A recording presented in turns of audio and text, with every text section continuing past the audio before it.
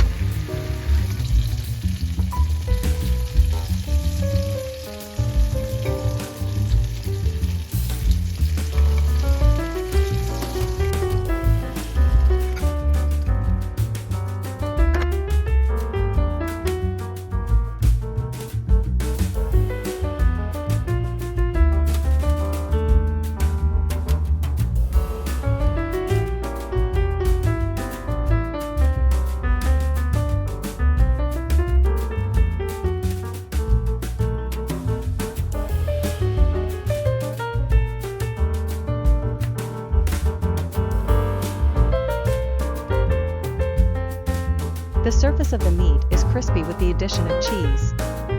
And the eggplant inside is tender. It's delicious.